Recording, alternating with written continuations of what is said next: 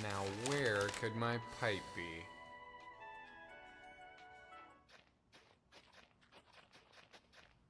Garfield?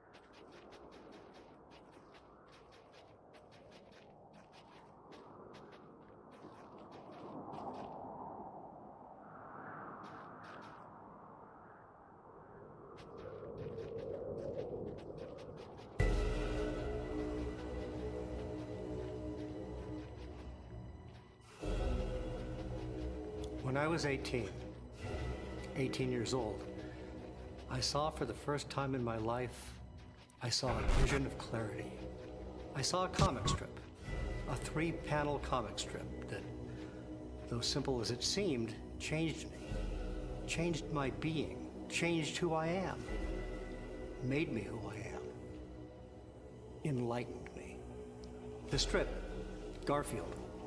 The comic strip was new, no more than maybe a month and a half since inception, since coming into existence. And there it was before me in print. I saw it, a comic strip. What was it called? Garfield. The story here is of a man, a plain man. He is John, but he is more than that. I will get to this later. But first, let us just say he is John, a plain man. And then there is a cat, Garfield. This is the nature of the world here. When I see the world, the politics, the future, the satellites in space, and the people who put them there, you can look at everything as a man and a cat. Two beings in harmony and at war. So this strip I saw about this man, John, and the cat, Garfield, you see, yes, it is about everything. This little comic is, oh, lo and behold, not so little anymore. So yes, when I was 18, I saw this comic, and it hit me all at once, its power. I clipped it, and every day I looked at it, and I said, okay, let me look at this here. What is this doing to me? Why is this so powerful? John Arbuckle, he sits here, legs crossed, comfortable in his home, and he reads his newspaper. The news of the world, perhaps. And then he extends his fingers lightly, delicately. He taps his fingers on an end table and he feels for something. What is it? It is something he needs, but it is not there. And then he looks up, slightly cockeyed, and he thinks.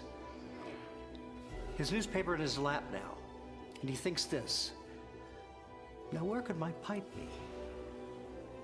This. I always come to this because I was a young man. I'm older now. And I still don't have the secrets, the answers. So this question still rings true. John looks up and he thinks, now where could my pipe be? And then it happens. You see it. You see, it's almost like divine intervention. Suddenly, it is there and it overpowers you. A cat is smoking a pipe. It is the man's pipe. It's John's pipe. But the cat, this cat Garfield, is smoking the pipe.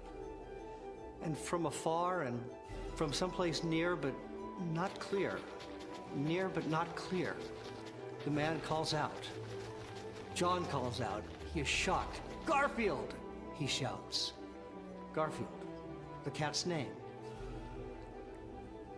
But let's take a step back.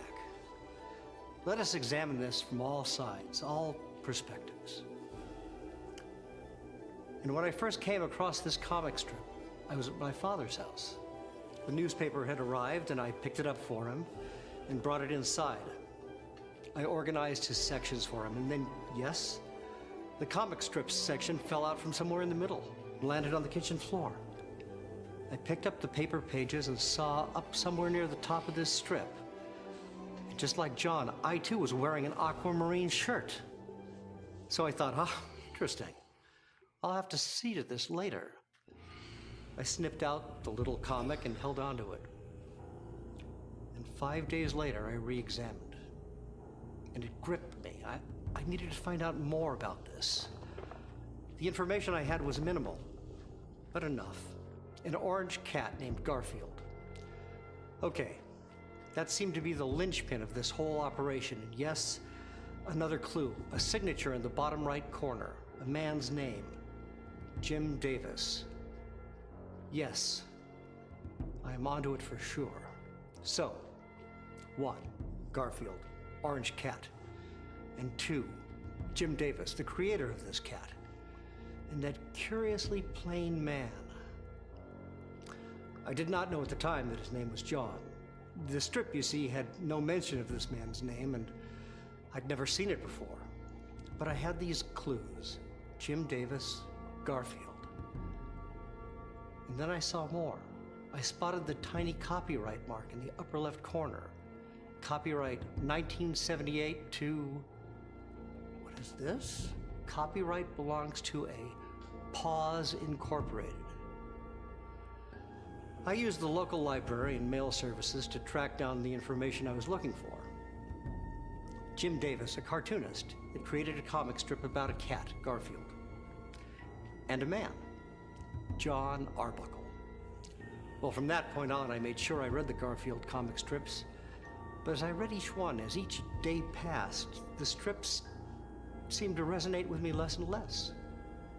I sent letters to Paws Incorporated, long letters, pages upon pages, asking if Mr. Jim Davis could somehow publish just the one comic over and over again. It would be meditative, I wrote. The strength of that. Could you imagine? But no response. The strips lost their power, and eventually I stopped reading, but I did not want my perceptions diluted, so I vowed to read the pipe strip over and over again.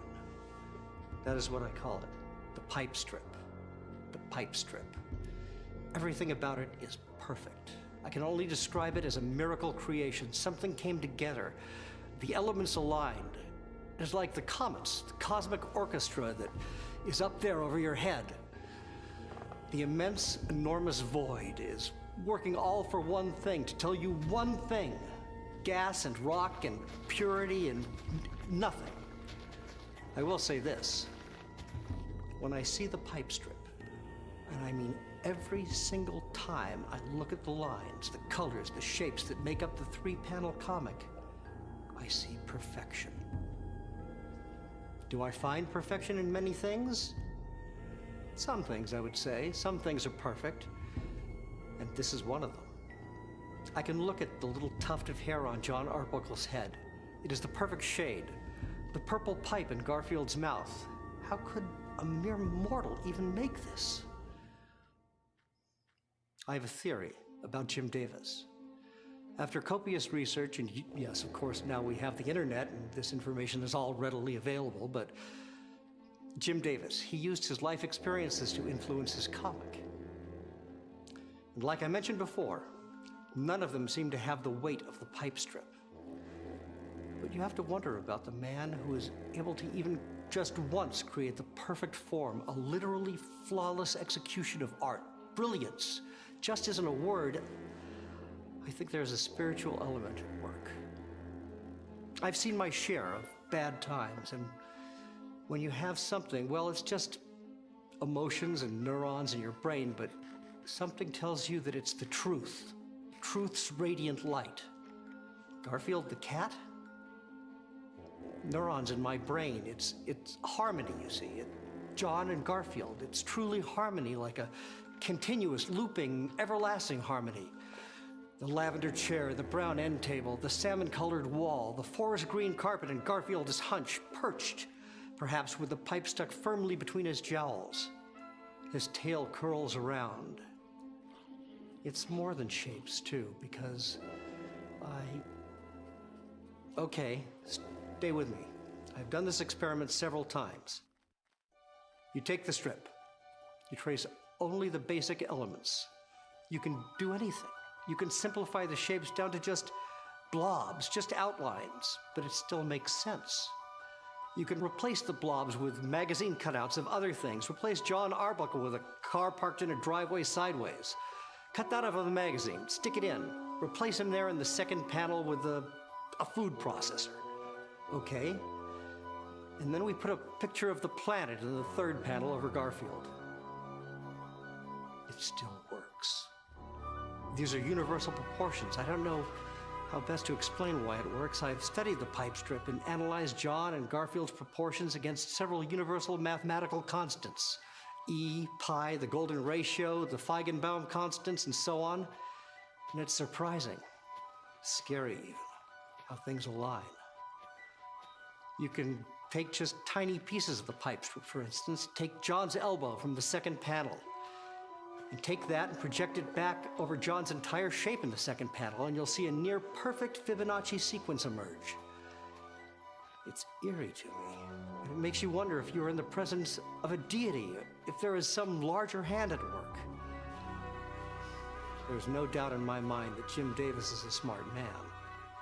Jim Davis is capable of anything, to me. He is remarkable. But this is so far beyond that. I think we might see that this work of art is revered and respected in years to come. Jim Davis is possibly a new master of the craft, a genius of the eye. They very well may say the same things about Jim Davis in 500 years that we say about the great philosophical and artistic masters from centuries ago.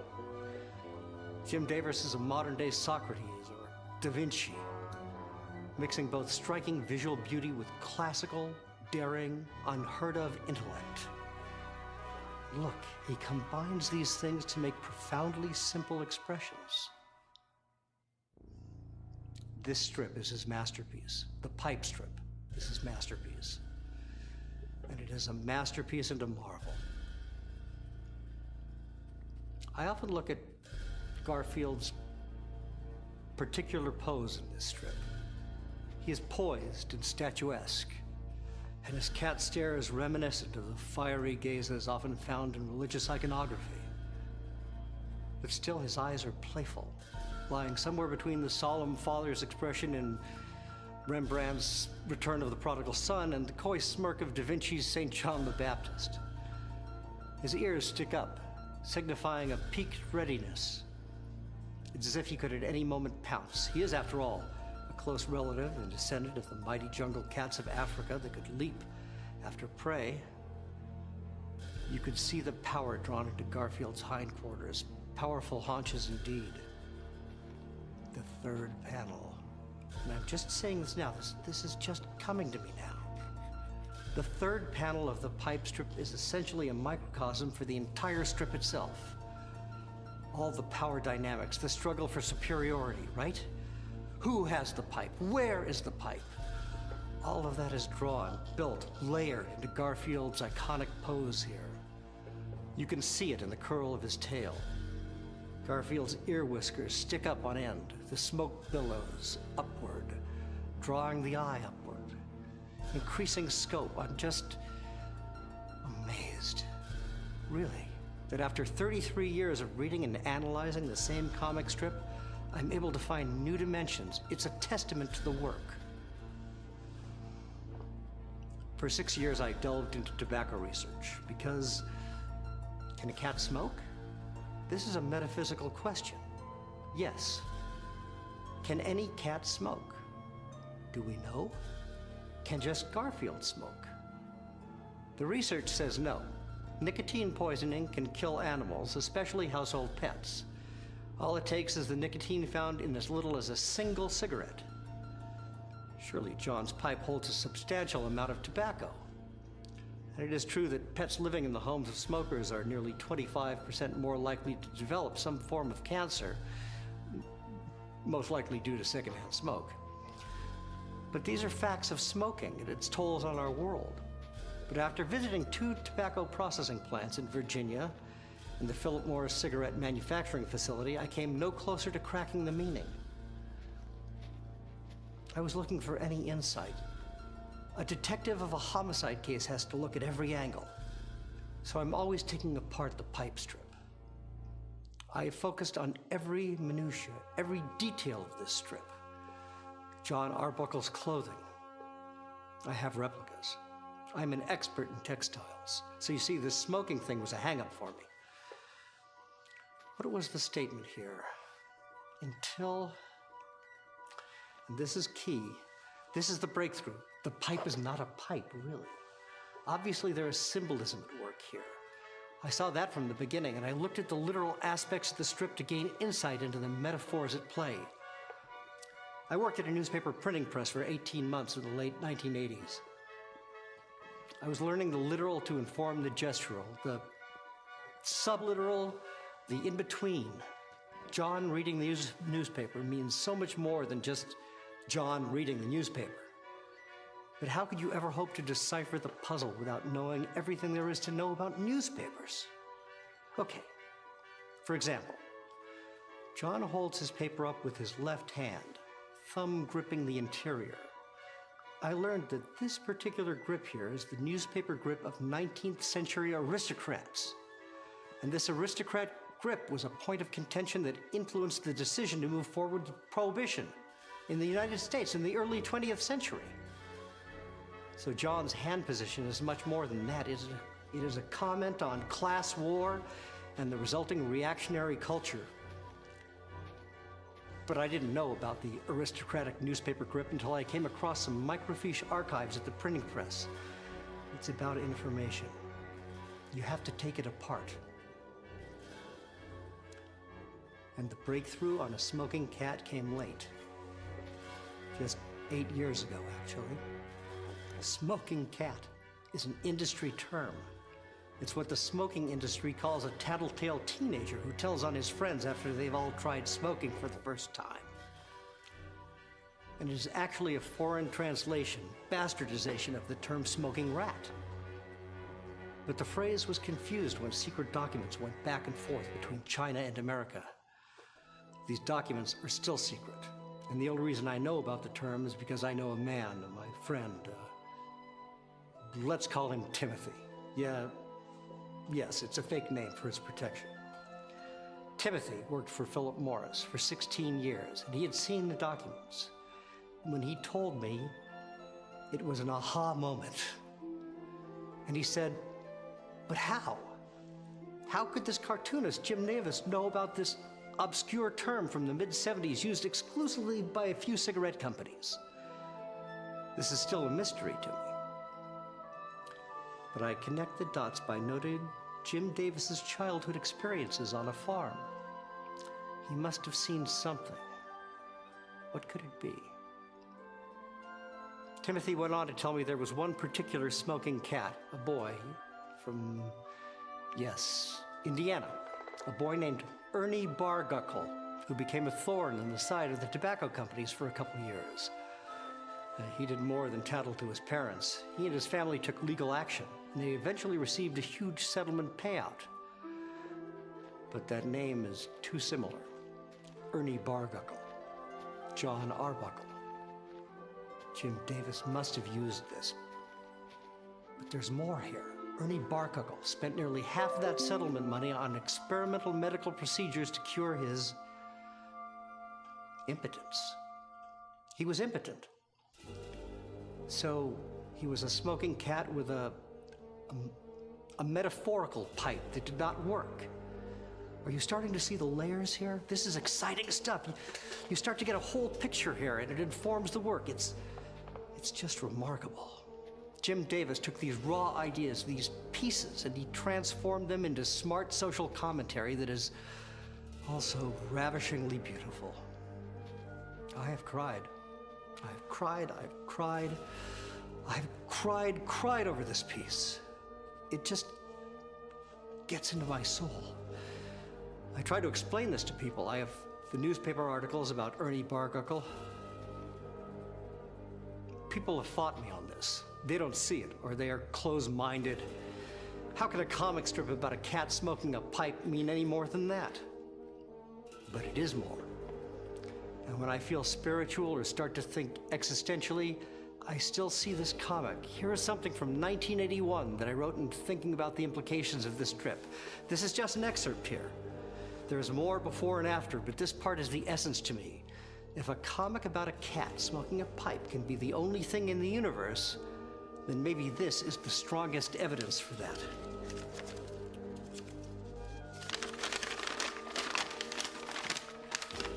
Many of you say, "Oh, but I am not blind. I have never been blind." But when you truly see, you will understand just how truly blind you once were to even think it right to say you were not blind. What does a blind man see? Blackness, darkness, blankness, black darkness, dark blankness, the absence of things, quite literally no thing, no things, nothing, nothings. So you see nothing, and I bring you into the light. A cat has your pipe.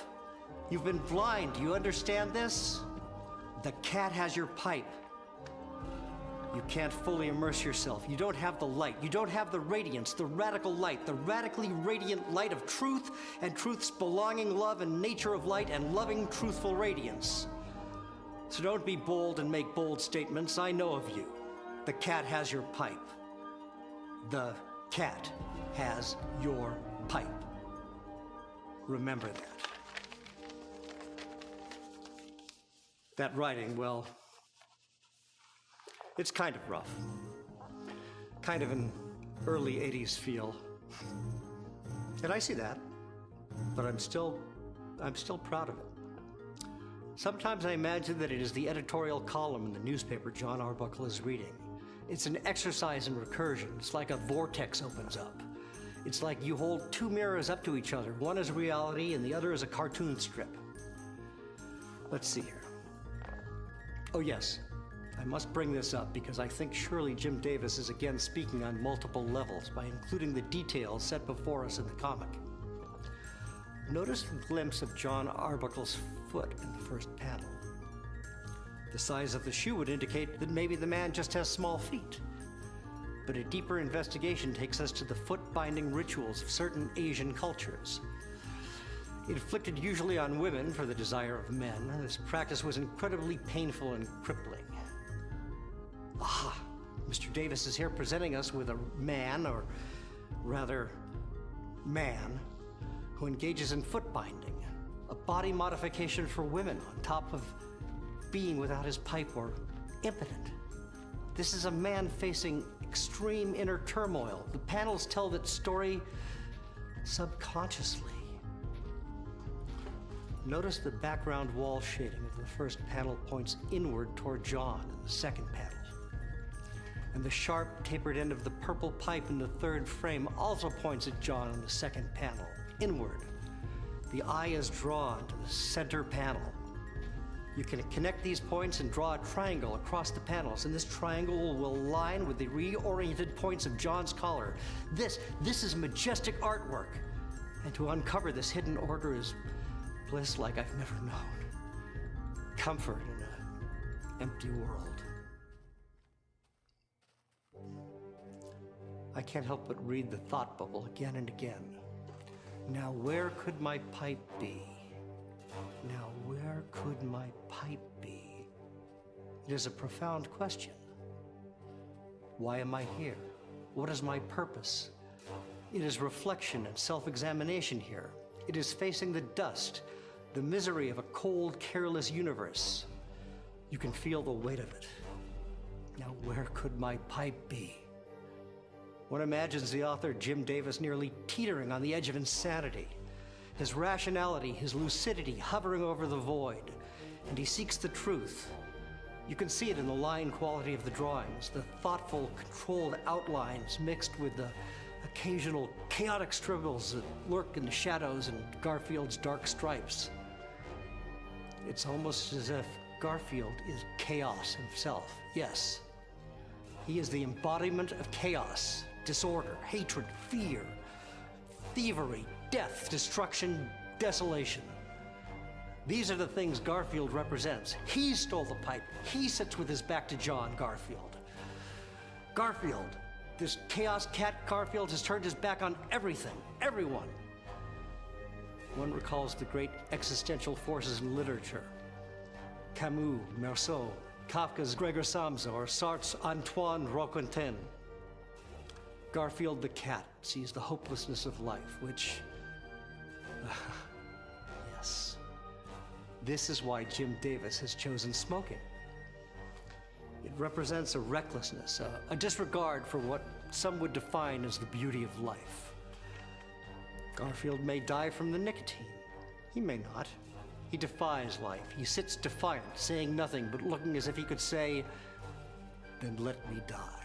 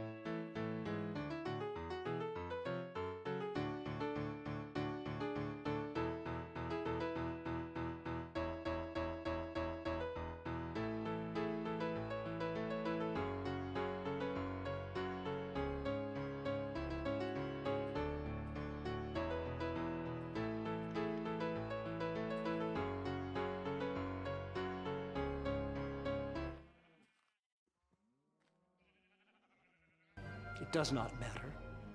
It does not matter. And we are faced with this. Could John behave the same? Is John the glimmer of hope? He seems to be unsure. Again, his question. Now, where could my pipe be? Indicates that he is wrestling with his own existence. The center panel centers the issue, and again, this harkens to many of the great religious works of art. I'm talking about the pipe strip in relation to religion.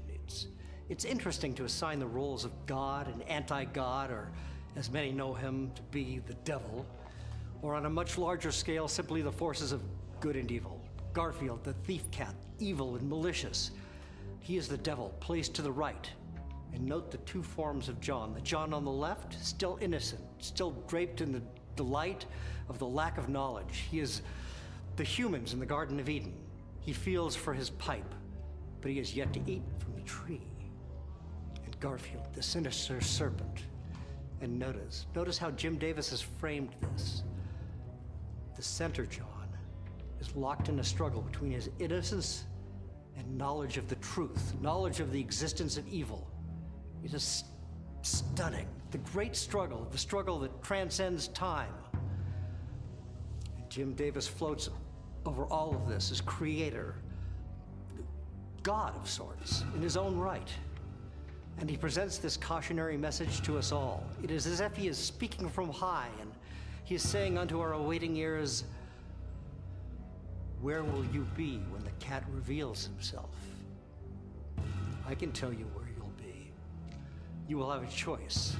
You can face endless suffering and eternal misery. You can be forced and beaten down with barbarians who claw at each other just for a view of salvation. They'll tear your eyeballs out and rip your gizzards from end to end. They worship this cat, this false idol, this evil, horrible cat. Do not be seduced by the cat in the pipe. Garfield, thy name is a mark of the demons of hell. Something like this. And to those listening, it is a stark reminder to follow the path of the first panel, John. Be humble, be grateful. Honor the law and honor thyself. Be true and be good, and no harm will come to you. Pray for salvation, it will be granted unto you.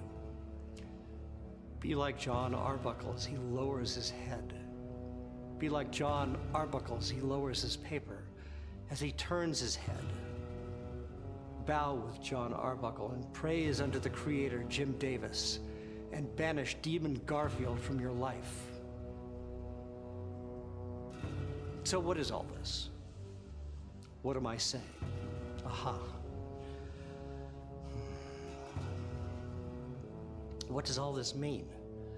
Why is this one comic strip so important to me? And why do I feel the need to share this? Obligation. I have an obligation to you all. This is redemption. This is a belief in redemption, a sacrifice of all the obvious trappings of this false modern life. Look at the simplicity in this strip, in the pipe strip. Look at the simple clothes John wears. Look at his simple, basic furniture. No adornments on the wall. Even the very pipe his cat Garfield stole, it is a plain, modest pipe. And I have adapted this way of life. It speaks to me. In our times, well, you don't need me to point out the hyperbole of our times. You have children being born 8 or 9 at a time.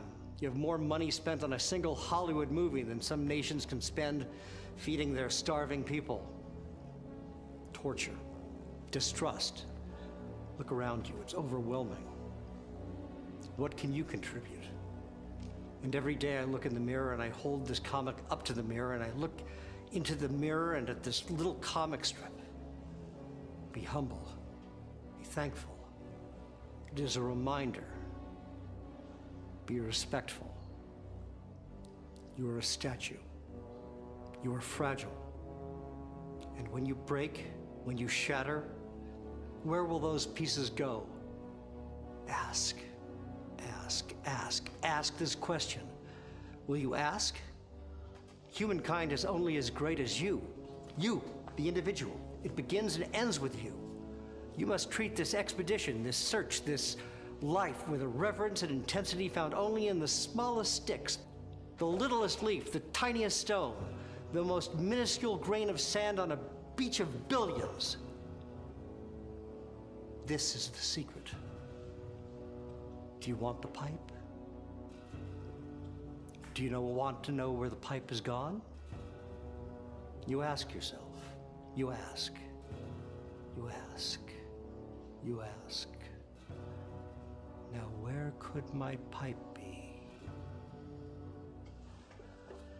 When I was a young man, remember now, I first saw this comic when I was 18 years old, ages ago. But I was youthful, vibrant. For weeks I denied that a comic strip was having such a profound effect on me. I was much like John Arbuckle. In this middle panel, he says, "Now where could my pipe be?" You can look into his eyes, his half-lowered eyes, and think to yourself, now, surely, John, surely you cannot be this naive. This is nothing new for you.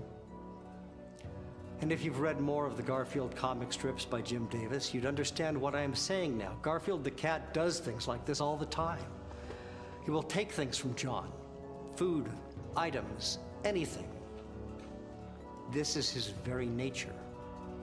So you see this, and you want to say, John Arbuckle, come now. You are lying to yourself. You are lying to yourself and to all of us if you pretend to have not any idea where your pipe has gone. Perhaps you think you left it somewhere else, but you're not so forgetful. You are lying to yourself. Yes. You are lying to yourself, John Arbuckle. You know that Garfield has the pipe. Somewhere deep down, you know this. You don't even need to think the question. And that was me when I saw this strip. 1 week passed, and each morning I'd open my drawer and slam it shut again. I would go to look at the comic, but I'd pause and think, oh no, I don't need this comic. I don't need to look at it. But there I was, lying to myself. I did need to see it. And so I did. It's cathartic. You give in, and that is the transition from the second panel of life to the third panel of life. It is a simple story structure, the passage from the second act to the third, the twilight of things. John gives in to his suspicions. He knows the truth. He's always known the truth. He yells out, Garfield, Garfield, Garfield! It is like pressure from a steam valve being released. The buildup is unbearable, and then it's gone. So it is like this. When I speak about the truth, the light, the radiance, this is the kind of thing I'm talking about. This is the essence of this brilliant work of art. The practical mixing, meeting, agreeing with the spiritual, it is all here. But spirituality is not an easy thing to confront. You might find yourself able to wrap your mind around a simple math problem or a basic newspaper article, but intellect is much less subjective. What is spirituality? And how have I found spiritual peace and serenity in Garfield? A long time ago, after I encountered the pipe strip, I spent some time, as I mentioned before, soul searching. When something impacts you or alters your very perception so greatly, there is a long period of confusion and recovery time. It's as if you don't know who you are, and that can be a very scary prospect, especially if you thought you had a good grasp on that sort of thing. Imagine if Jim Davis did not know who he was. Would he be capable of shaping the cultural landscape as he's done? No, of course he wouldn't. And how about his characters? John. What if Jim Davis suddenly woke up and didn't know who John was? What if he couldn't make the informed decisions to accurately depict Garfield's personality because he could no longer specify or demarcate the boundaries of Garfield's behavior? What kind of comic would that be? You see? So draw the parallel. I saw this comic, and yes, I was disoriented. And if I didn't reconcile this issue with myself, what kind of person would I be?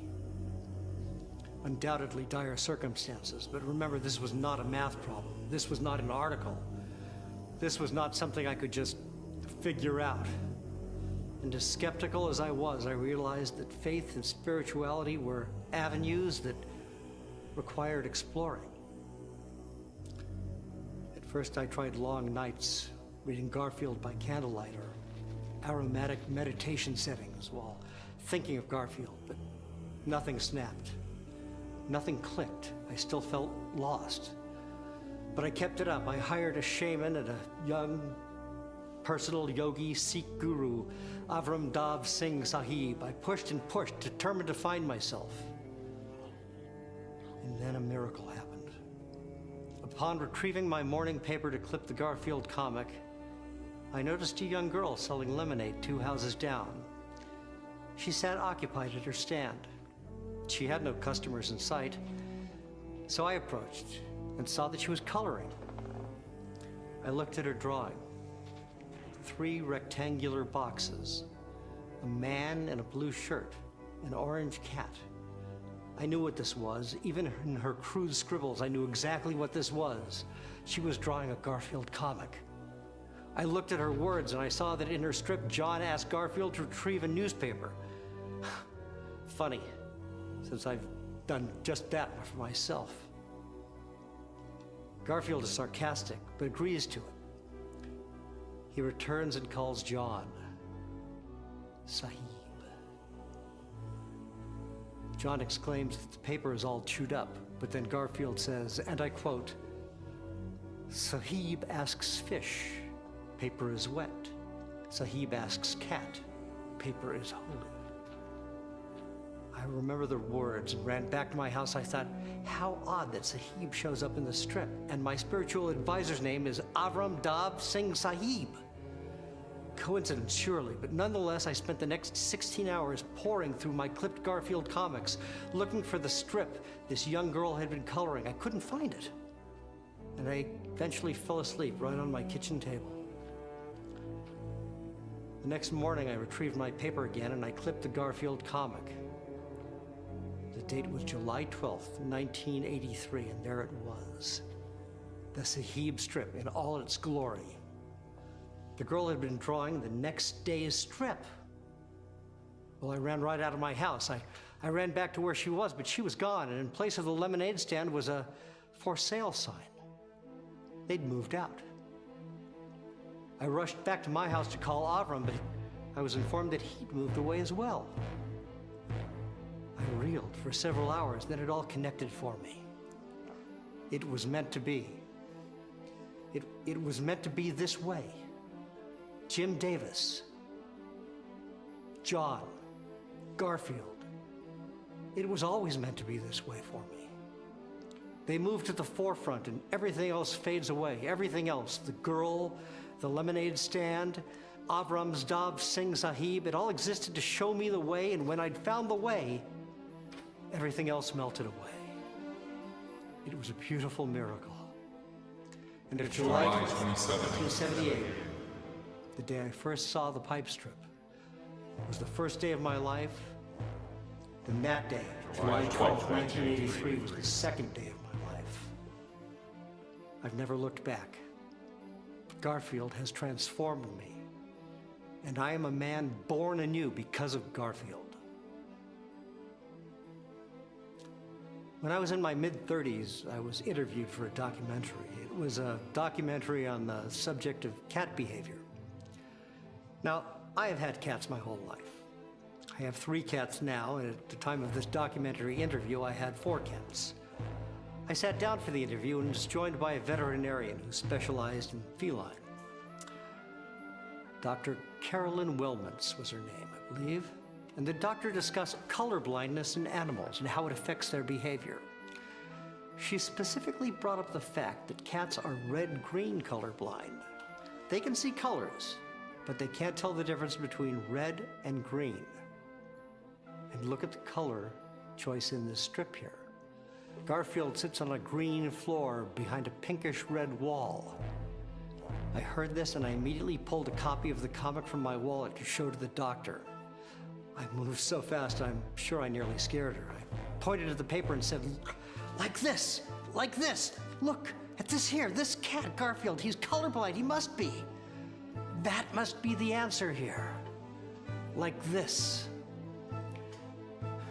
As overexcited as I was, I managed to take in her response. She said, yes, a cat in this room would have a hard time differentiating the wall from the floor.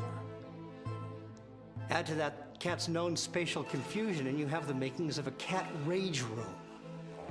Now, she informed me this isn't exactly common knowledge among cat owners, but a seasoned cat owner or someone particularly perceptive will have picked up on it. So what's incredible here is not only is Garfield's behavior symbolic of the devil and all the evil constructs in the world, but also it is rooted in science and scientific fact. Look at that.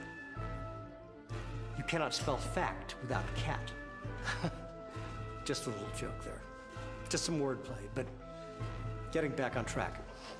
And you can't spell track without cat. Okay.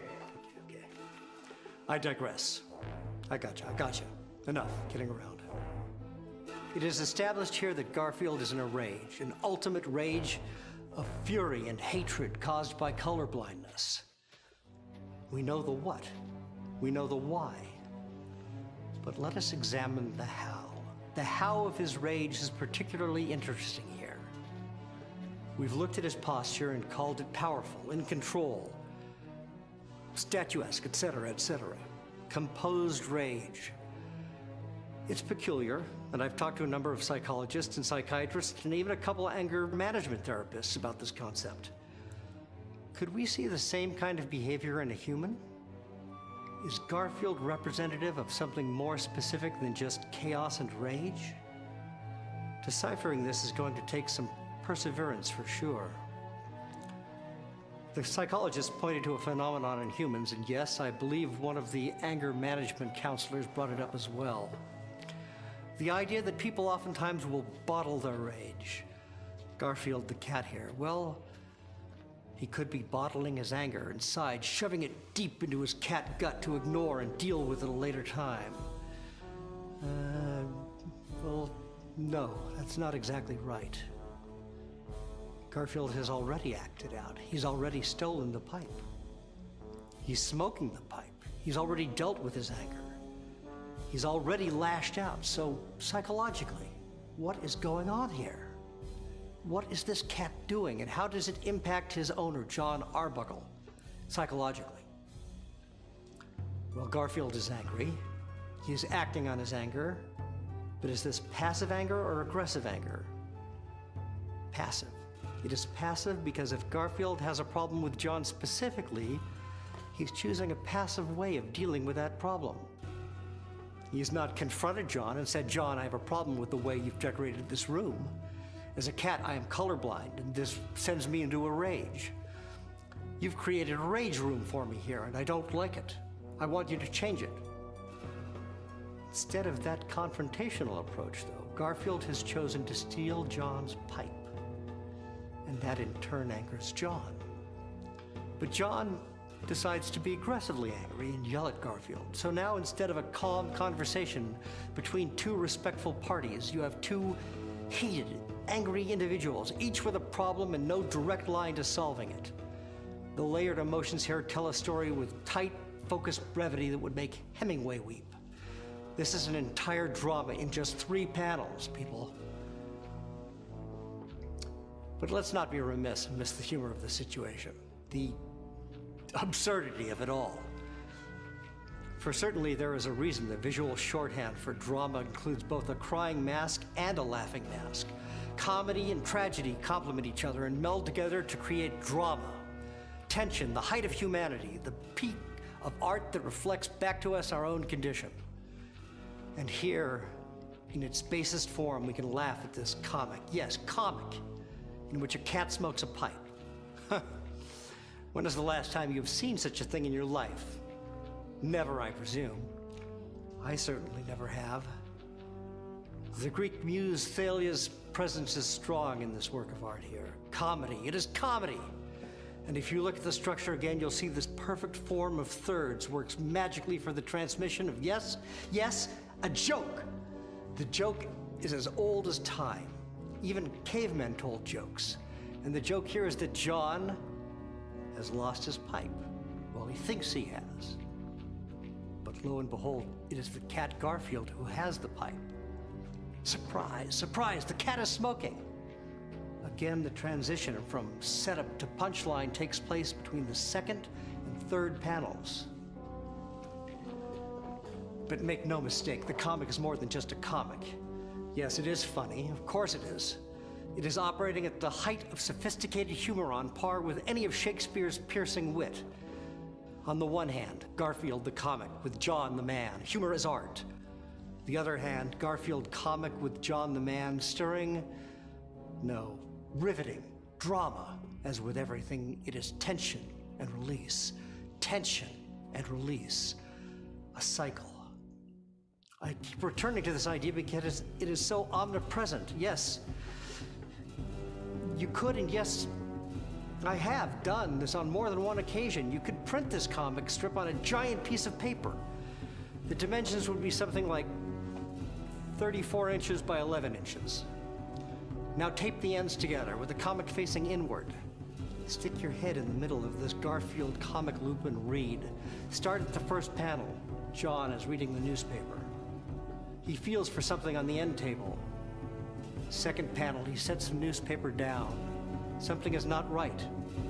Now, where could my pipe be, he thinks. And then the payoff. The third panel. Garfield has John's pipe and is smoking it. But the paper is in a loop around your head so that you can see that once again John is in his seat reading the paper. And so on and so on. You could literally read the comic strip for eternity. I've spent many a relaxing Sunday afternoon reading this strip over and over. I'm reminded of the Portuguese death carvings, which always begin and end with the same scrawled image. So this idea of repetition, and the beginning being the end, and the end being the beginning, it's not new. It is an ageless tradition among the best storytellers humanity has ever offered. And I'm not wrong to include cartoonist Jim Davis in that exalted set for this particular strip alone. I'm not foolish enough to deny that great art is subjective, divisive even, and that some people see this Garfield comic and shrug with no real reaction. But I will say that I believe everyone in the world should see it. At the very least, see it. You should all see it. Read it. Spend some time with it. Spend an hour reading it. What's an hour? Yes, you could watch some television program. You could play some fast-paced video games or computer games. Yes, you could do all those things. But it's just an hour. And if you give this strip a chance, if you look into John Arbuckle's eyes, if you look into John Arbuckle's soul, you might find that you'll really be looking into your own soul. It's self-discovery. That is what I'm talking about here. You have the opportunity, the possibility. It could change you. Don't be afraid.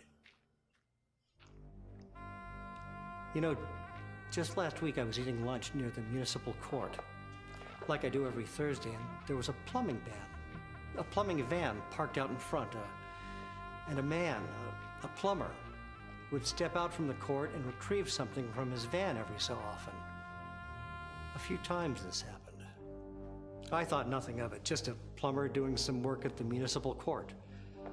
But then he came out and looked through his van, and it was clear. He couldn't find something.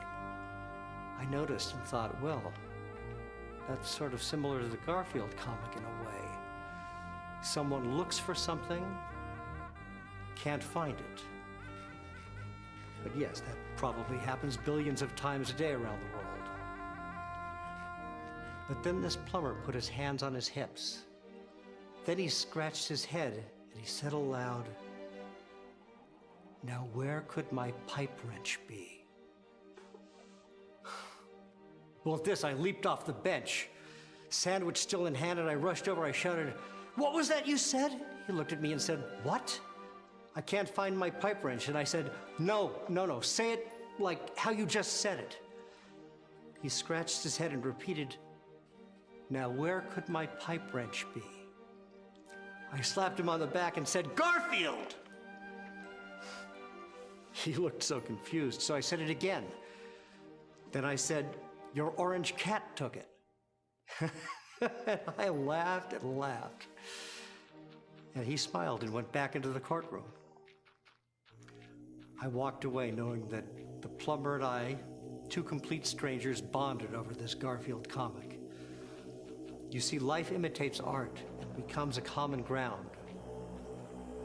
I have a feeling that if I see this plumber again, we'll be sharing stories like two old friends, because we've been united by art.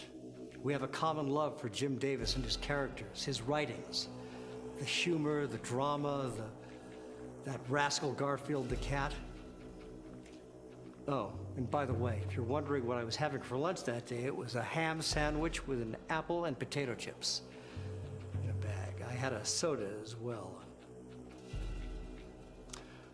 I think it's important to view the pipe strip in philosophical terms. We've touched briefly on the notion of existentialism. That theme is very prevalent in this strip. Garfield is, in fact, a modern existential anti-hero. But if Garfield embodies the bewilderment in a meaningless life, what is John? What are the telltale signs that informs John's philosophical standpoint, his approach, what style of thinking he represents? John is depicted as being grounded in the material world, a world of things. He is surrounded by objects, and he touches these objects. He interacts with them. The newspaper, the end table, the chair, his clothes, all these physical things make up John's world. In some sense, even his cat Garfield is an object to him, a thing. The first ideology that comes to mind when thinking of objects in the tangible world is pragmatism. Is John Arbuckle a pragmatist? His beliefs stem from a useful, coherent view of his environment. A sort of cause and effect understanding of his world helps him. A, deduce that his pipe is missing, and B, catch his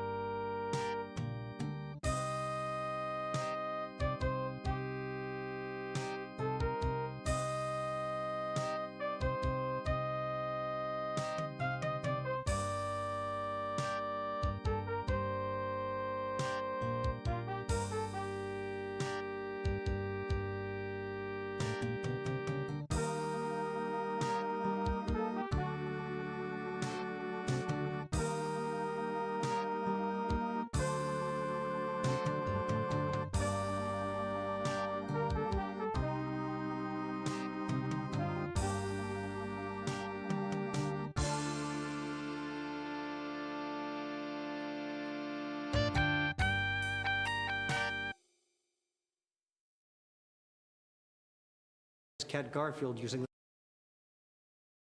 the world helps him. A, deduce that his pipe is missing, and B, catches Cat Garfield using the pipe. This kind of empirical and logical thinking lends credence to the idea that John is indeed a pragmatist. Although it is hard to entirely ignore the rest of the Garfield comic canon. While Garfield is consistently anarchic and embraces the chaos and absurdity of life, John Arbuckle exhibits an erratic, unpredictable mix of philosophical behaviors.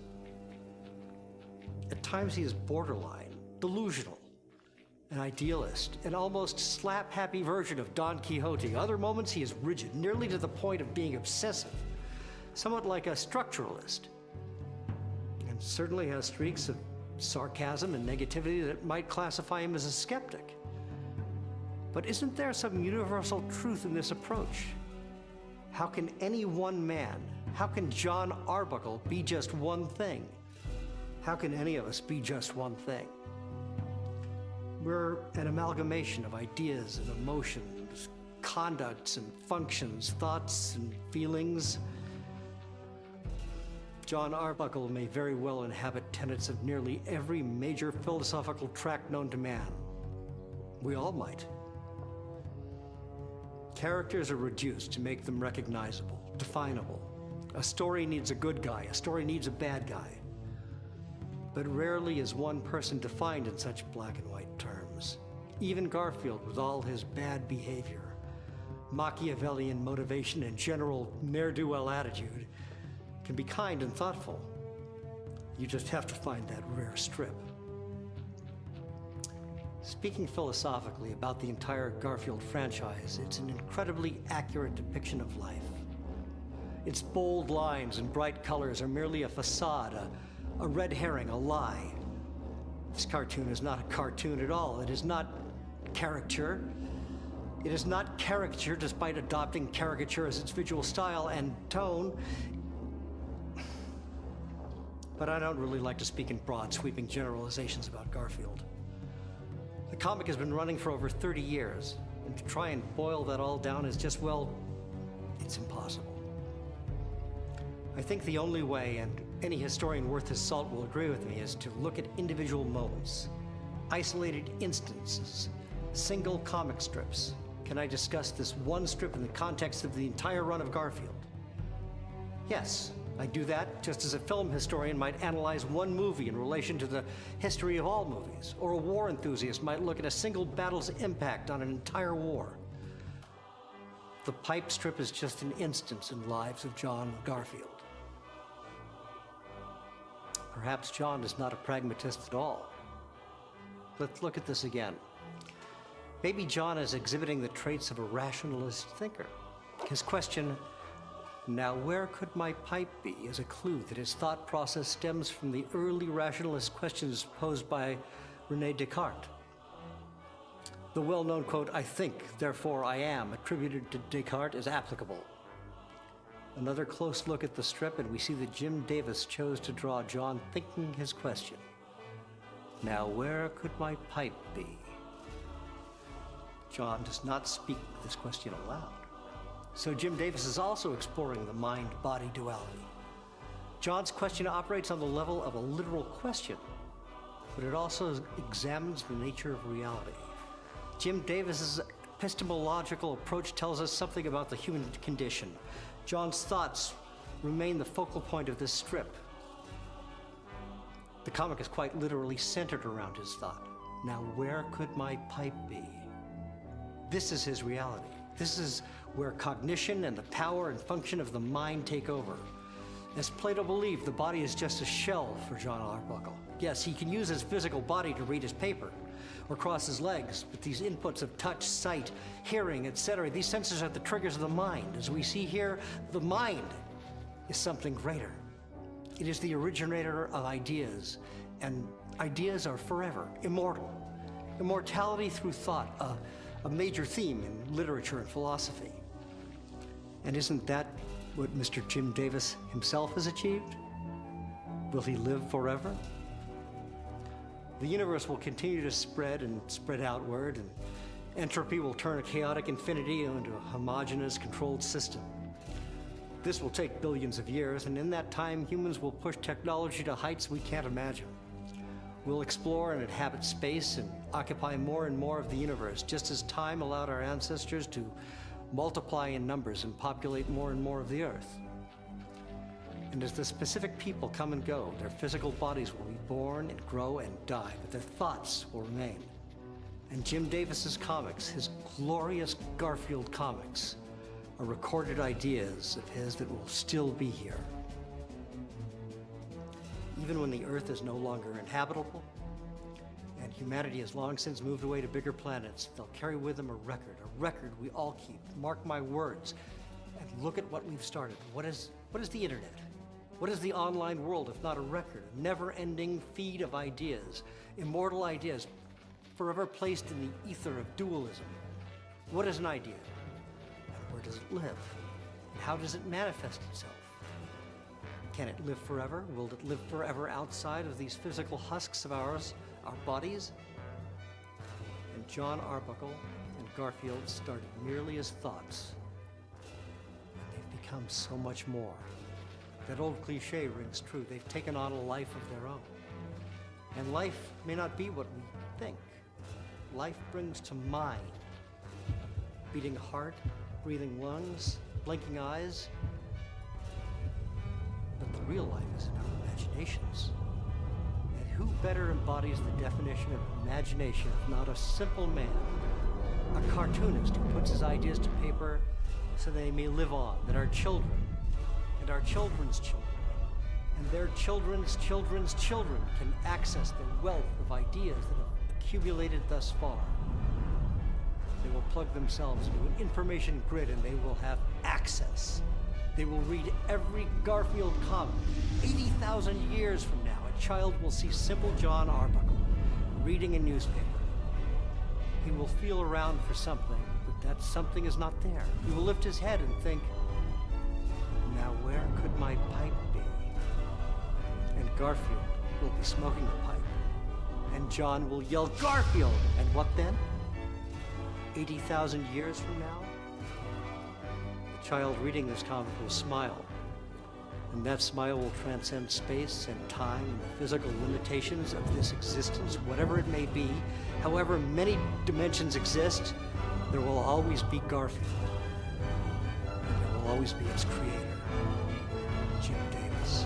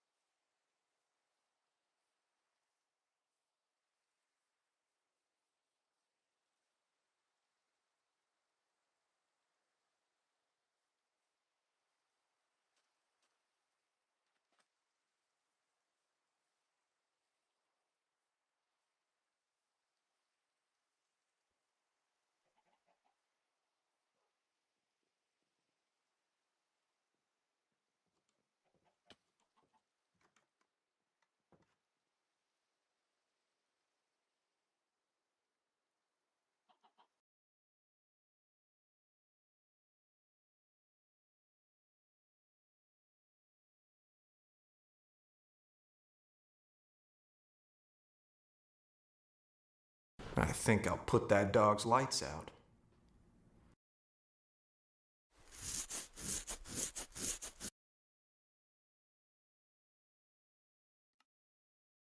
I think I'll put that dog's lights out.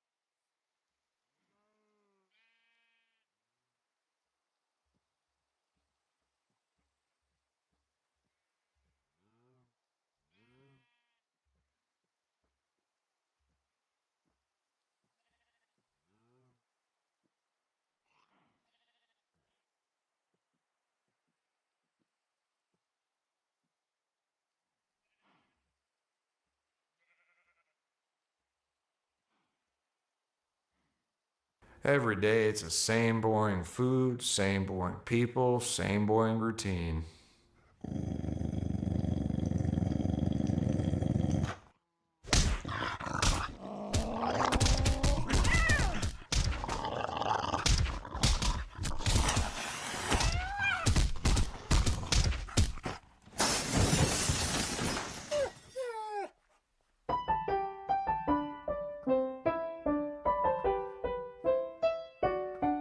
Same boring fights.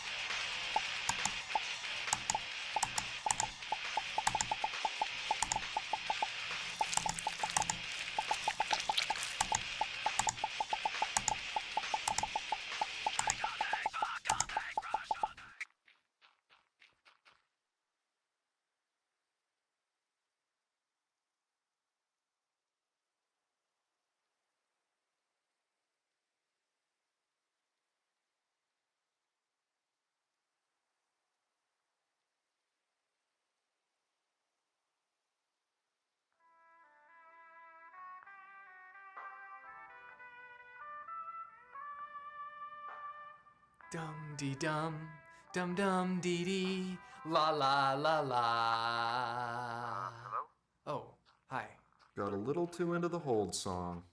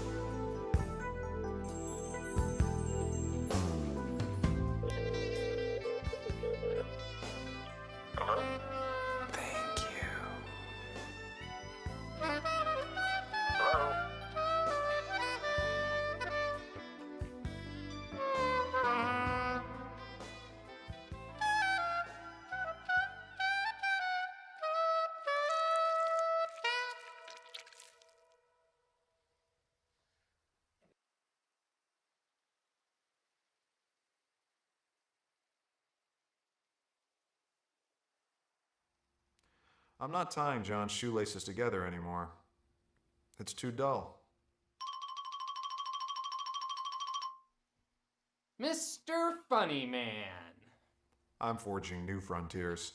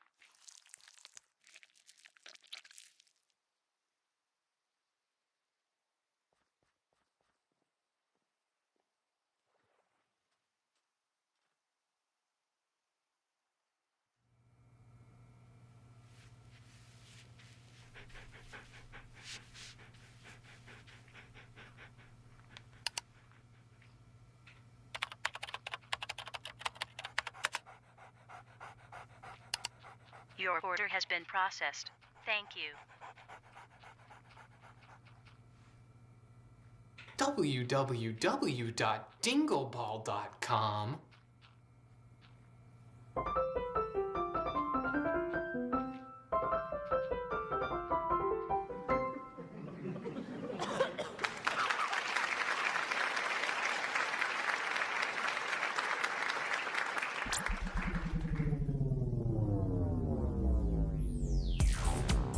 Welcome to the internet. Download internet. Processing. Downloading.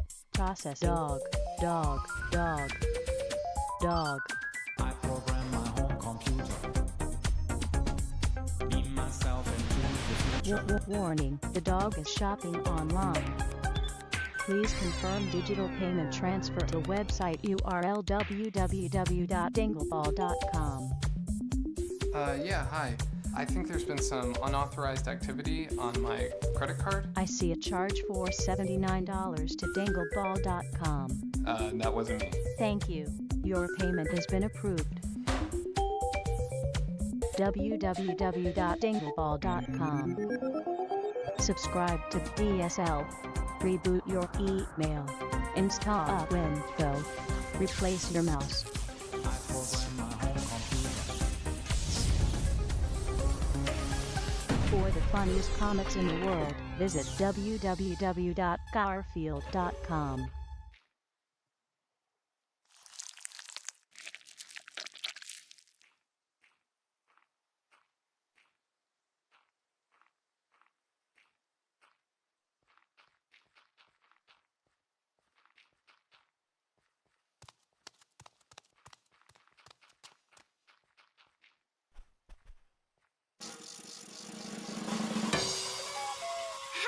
Birthday, big guy. I'm not eating that.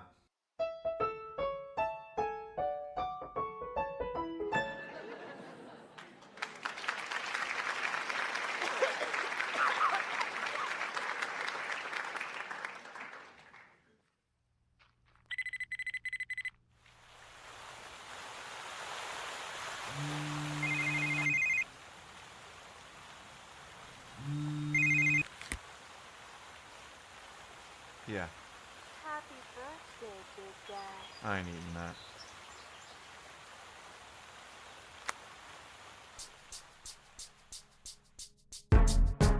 Go, go, go, go, go, go, go, shorty. It's your birthday. We gon' party like it's your birthday. We gon' sip Bacardi like it's your birthday. And And you know we don't give a fuck. It's not your birthday. You'll find me in the club, bottle full of bub. Look, mommy, I got the X. I'm into taking drugs. I'm into having sex. I ain't into making love. So come give me a hug. If you're into getting rubbed. My flow, my show brought me to go. That brought me all my fancy things. My crib, my cars, my clothes, my shoes. Look, nigga, I done came up and I ain't changed. Not eating.